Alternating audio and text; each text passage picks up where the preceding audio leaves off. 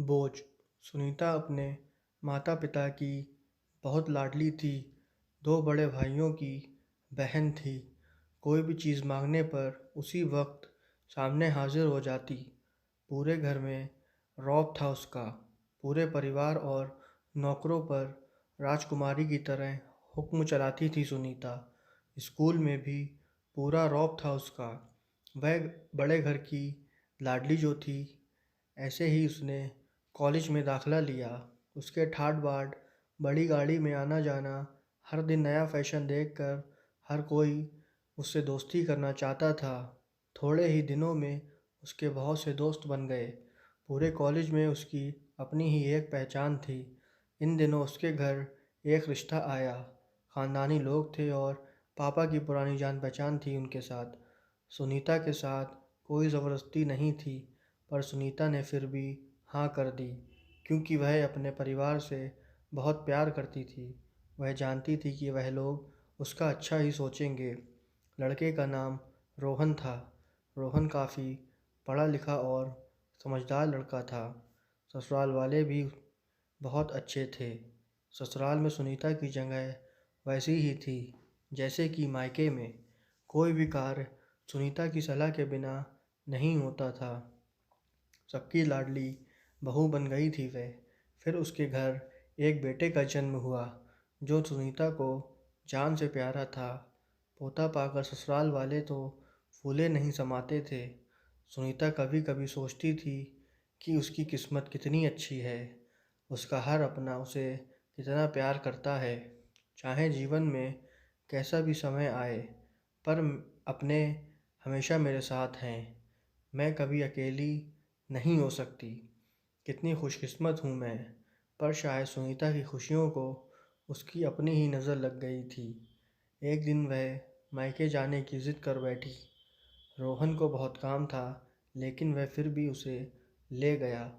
रास्ते में उनकी गाड़ी अन्य गाड़ी से टकरा गई। सुनीता, रोहन और अतुल बहुत बुरी तरह से ज़ख्मी हो गए। काफ़ी दिनों के इलाज के बाद रोहन और अतुल ठीक हो गए, लेकिन सुनीता पूरी तरह ठीक न हो सकी। सर पर चोट लगने के कारण वह अपनी आँखों की रोशनी खो बैठी। अब सुनीता की किस्मत जैसे उल्टे पाँव चलने लगी। मायके वाले कुछ दिनों तक उसे मिलने आते रहे, फिर कभी-कभार फ़ोन ही करके पूछ लेते थे कि अब कैसी हो। धीरे-धीरे यह सिलसिला भी कम हो गया। ससुराल वालों की सहानुभूति भी कम हो गई। घर में किसी को पास बैठने के लिए कहती तो जवाब मिलता, बहुत काम है, अब तुम भी हाथ नहीं बटा सकती। अतुल भी चिड़चिड़ा हो गया था। बस रोहन ही था उसके साथ, जिसके साथ हँसते-खेलते उसका वक्त गुज़रता। एक दिन सुनीता के हाथ से कुछ सामान गिर गया, जिसकी वजह से अतुल को हल्की सी चोट लग गई। सुनीता के सास-ससुर ने अतुल को उसे अलग कर दिया कि कहीं उसके न देखने की वजह से बच्चे का कोई नुकसान न हो जाए। सुनीता अंदर से टूट चुकी थी। एक दिन उसने सबके सामने मायके जाने की इच्छा रखी, तो रोहन उसे तुरंत मायके छोड़ आया, जैसे कि वह भी यही चाहता था। लेकिन अतुल को उसके साथ नहीं भेजा गया। सुनीता कभी अतुल से दूर नहीं रही थी, पर अपनी कमी के कारण उसने ज़्यादा बहस नहीं की।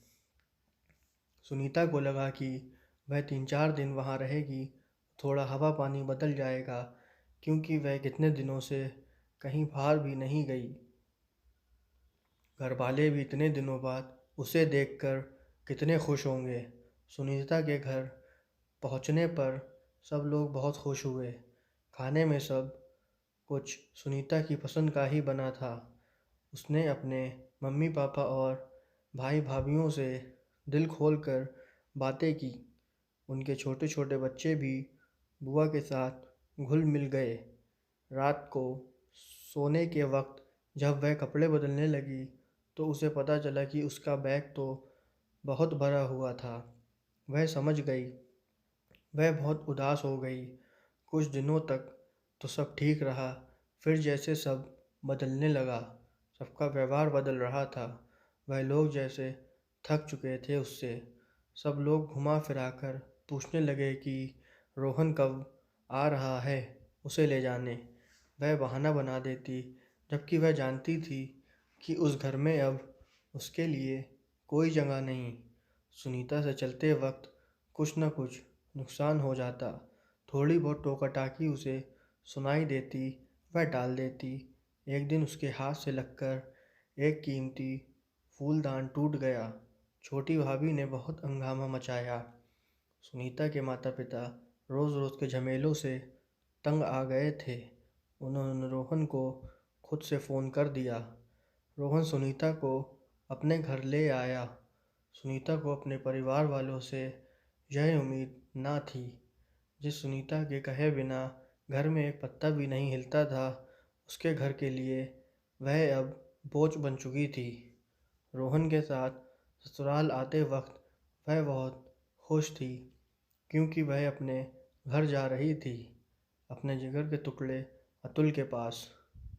परंतु यह खुशी भी कुछ पल की ही थी। सारा बंदोबस्त पहले ही किया हुआ था। सुनीता को सीधे ऊपर वाले कमरे में पहुंचा दिया गया और अतुल से दूर रहने की सख्त चेतावनी दी गई। एक कामवाली रागनी को उसकी जिम्मेदारी सौंपी गई, जो उसके खाने पहनने जैसी ज़रूरतों का ध्यान रखती। सुनीता ज़्यादातर चुप ही रहती, कभी कभी काम वाली रागनी से थोड़ा बतिया लेती।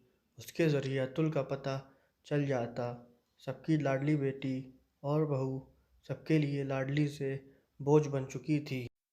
आशा करता हूँ ये कहानी आपको पसंद आई होगी। कहानी पसंद आई हो तो लाइक और शेयर ज़रूर कीजिए। चैनल पर नए हो तो चैनल को सब्सक्राइब ज़रूर कीजिए। कहानी सुनने के लिए आपका बहुत बहुत धन्यवाद।